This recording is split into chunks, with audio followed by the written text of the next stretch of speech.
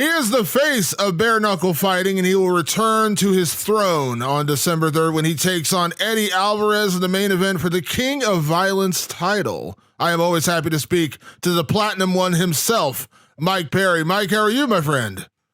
Hey, man, I'm doing great, brother. Ready to go capture my throne. Absolutely. You gotta cut weight, so are you just gonna take it out on Eddie Alvarez that you have to miss Thanksgiving?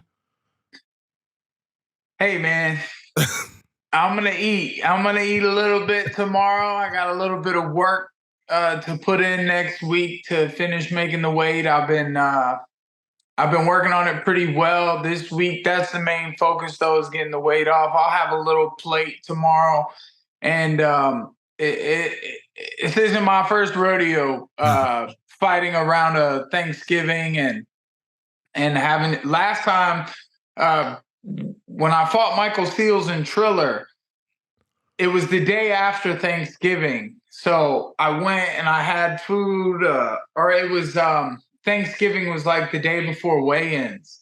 So I had a little bit, and then I had to go cut the weight. I weighed in.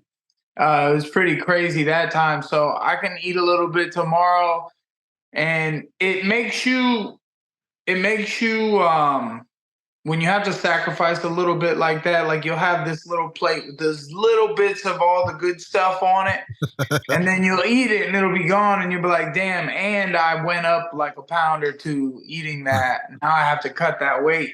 But it makes you appreciate the all the times that you don't have to do that when you're a fighter. Like, when the fight's not so close and you can really indulge.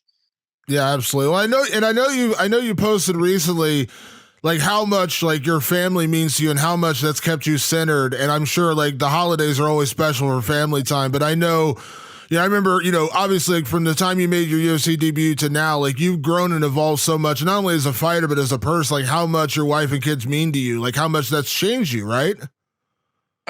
Absolutely.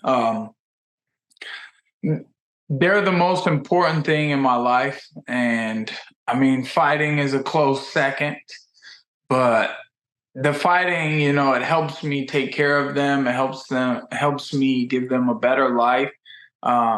So I definitely, the fighting is very important to me. It is a dream and things like that. But my family is a dream as well. I'm super grateful to have them and to be able to take care of them. So, I got to go get this Christmas money next week. I love it. So we talked right after you signed your contract, and of course, at that point, you even mentioned like we were kind of hitting around that Eddie Alvarez was going to be the guy. I watched the press conference. You stared him down. This seems like the perfect fight to make. This is going to be probably the biggest fight in BKFC history after you had the biggest fight in BKFC history back in April with Luke Rockhold. Let me ask you this, Mike. What did you think of Eddie during that stare down when you finally came face to face with him at that press conference a little while ago? Yeah, I've been thinking about it. Like, on one side, I'm like, how how does this little guy think he's even gonna have a chance in there with me? But it never matters. I believe that if God puts someone across from you got to watch out. They have a chance too. So I'm gonna be looking to be perfect in there and touch him up, hurt him good with every shot I hit him with. Um, I'm gonna make it count, and I'm gonna make a point. The way I go after him, I'm saying I want this to be it for him. I want to be the one that he fights last, and I want to end it for him and show him the door. So that means I got to go after him, and I got to really put the pain on him and make him feel it. And I want to knock him unconscious in front of the crowd and give the people the show they want to see. And it doesn't matter that it's Eddie Alvarez. I mean, it's a nice plus because he's been a champion in 3 organizations. But I kind of feel like he's, sloppy seconds for me because Connor already did it to him. And I just got to go repeat that. I'm going to do the same thing to him. I'm going to put that pressure on him, punch him in the face and knock him down. I don't know how many times he's going to get up. We'll see. Yeah. I remember like when you made your BKFC debut, immediately all eyes were on you because a lot of people were like, man, Mike Perry is just built for bare knuckle. Like you were a guy, it was like you were chiseled for this sport.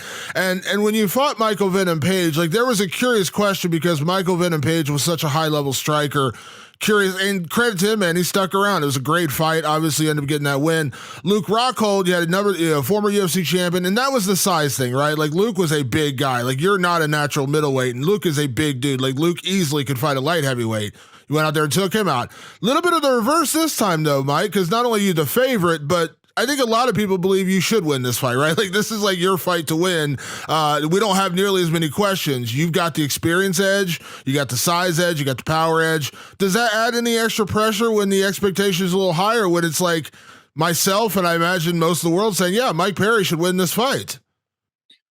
No, you just have to believe it. You have to not, no doubt. You have to just delete all doubt and every time someone says something like that, like I'm grateful to hear it, and because I need to go out there and prove that and show that and back these people up who are backing me up. And I've been in a place in the fight game before where something like that might have put pressure on me, but for this, and when the gloves are off and it's bare knuckle, I know what I'm getting myself into. It's just facts are facts. Like I'm much more of a puncher than he is. I'm much more of, a brawler than he is. And there's not a lot of technical standpoints that he has that he can utilize to gain any ground in this fight. So, he can try to run. He can try to hide. He could try to, keep his guard up and make me punch his hard spots like his forehead or his elbows or, but the thing is that I'm just not going to stop. I'm going to keep punching him. If those are the spots he's giving me, I'll break through them. I'll break him down, and I plan to dismantle Eddie Alvarez next week. Mike, like this, I know this is a tough question to answer before you get in there with him, but I'm kind of curious because I mentioned the MVP fight and Luke Rockhold, the challenges those fights presented. Obviously MVP being the technical striker and Luke being a massive dude. Like, let's just be honest, he's a big dude. Is Eddie Alvarez a tougher or easier fight? When I say easier, I don't mean that in a disrespectful way, but like, is he a tougher fight or an easier fight than the two guys you just beat? Well, Luke didn't give me the banger of a fight. I mean, he hit me once, and then I found my range and took him out. I hit him with a shot that he did not want to feel again. He took it tough, though. He definitely did take that shot. He didn't just go down. So, Eddie is just different because those two guys were tall and they fought differently, especially in the striking. Eddie is a little bit short, a little bit shorter than me, and he was looking thick at the press conference when we faced off or whatever. He's been putting the weight on to try to come up here. I don't know how much above 175 he was. He's probably about on weight. I still got a little bit to cut, and I want to make it look easy. I want to be perfect in there. I'm going to do my best to that. And anything I do get hit with, I'm prepared for and ready to return fire. I want to, just break them down, pick them apart. I want to be my normal, cool self in there. The boxing is still about the swagger. The swagger gives you the speed, the timing, and the power. So, those are my attributes I'm looking to bring in the ring with me. You said, Mike, a little bit ago, you said there's a little bit of a feeling of like a little bit of sloppy seconds because, Conor already cracked that chin. If there's one thing, listen, we all compliment like toughness and durability in the sport, Mike, and obviously that is an attribute to have. And Eddie's shown that throughout his career. But you and I both know at some point toughness can backfire on you. When you rely on that toughness, you get your chin cracked. It's never the same again. We saw when he fought in one championship, he fought a lot of the bigger guys over there, and he had some struggles when he fought the bigger guys. There's a reason why Eddie Alvarez dropped to lightweight. He used to be a welterweight. There's a reason why he dropped to lightweight. That size and that power made a difference. You're like, at the end of the day, that's going to be the difference in this fight. Like, yes, he's a tough guy. Yes, he's a legend, but he can't take Mike Perry's punches, especially at 175. No, all I got to do is be consistent, find my range, be able to touch him, and, be able to take what he touches me with, because maybe he'll be fast. Maybe he'll be a little faster on the ins and outs. There will be some things that I think I will be faster at. We'll see how fast his legs are, his movement, depend on how low he's ducking, where he's ducking, which side, which way he's moving. And I'm going to figure these things out. If he's coming forward, if he's running back, running in circles, trying to stay away from me, these are all ideas that I have. I have my own ideas on what to do. And yeah, when I do put this power on him, we'll see if his head breaks up my hands. I think I'm better at punching bare knuckle than I was in my first. So I think, I squeeze my fist nice and tight. And when I shove it down his face, it's just simple, man. It really is. Like we keep kind of going in circles, and it always keeps leading back to me thinking about how badly I'm going to beat this guy. Like, it's hard to do that before a fight, to say that. And then when you go out there, the guy shows you something like, yeah, I deserve to be here. And I expect that so much from Eddie Alvarez, that he wants to give himself a show. Like he wants to be tough and be prepared for all of it.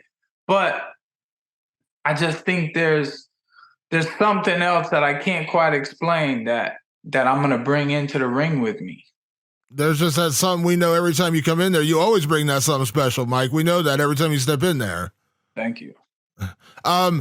Last time we spoke, as I mentioned, is right after you signed your deal with BKFC, and also at that point you were also preparing as the backup for the Logan Paul Dillon Danis fight. I remember talking to you after the Jake Paul thing, and you were, I would say, upset, but you were kind of disappointed the way that whole thing played out. They teased you as the backup, they used your name as the backup, and then everything. Can I ask, in all honesty, the way that whole Logan Paul thing played out, you went over, did you get paid? Let me ask you, I won't ask how much you got, but did they take care of you? Because man, did they build up the Mike Perry name trying to use you over there, and then obviously Dillon Danis went in there and kind of didn't show up, for lack of a better word? Well, the fans, for all the trash talk and stuff that happened with that fight, for Logan and for Dillon, they were meant to fight each other. And I just, they gave me a little check for coming out, and all the hoops I jumped through, preparing for that fight and going out there and dealing with the organization and the media and all those things, I started realizing, I was like, wow, this little check is fucking pointless. Maybe I shouldn't have done this. And then, they didn't even give me any FaceTime, any camera time, any attention towards me at all. It's like, what was the point of y'all having me out here?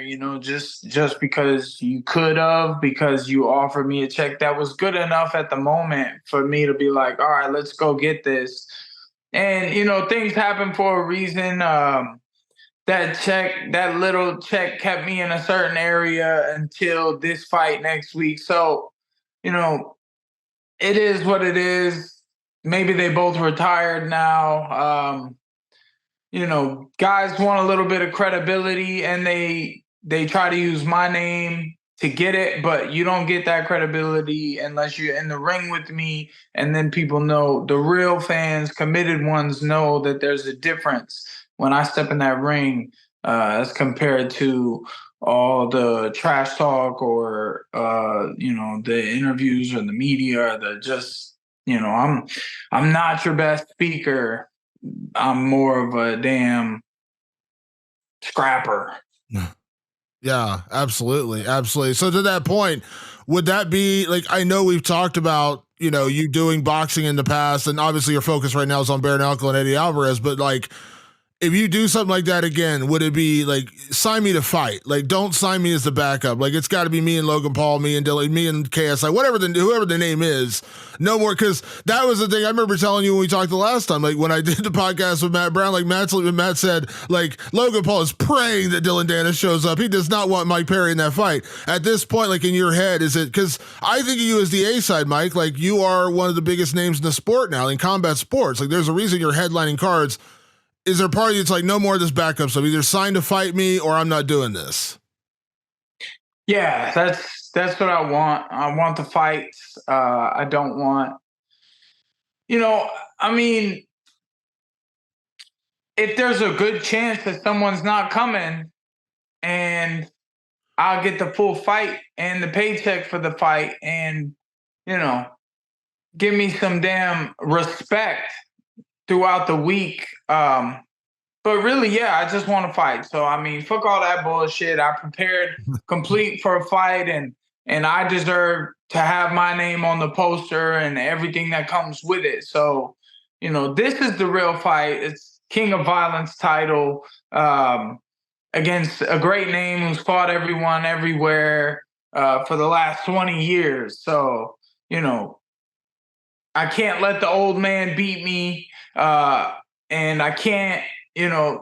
That's nothing against the old man, because I love guys like Yoel Romero and Dan Henderson, who fought till they were 47, still fighting. Yoel Romero still fighting. So, age and experience.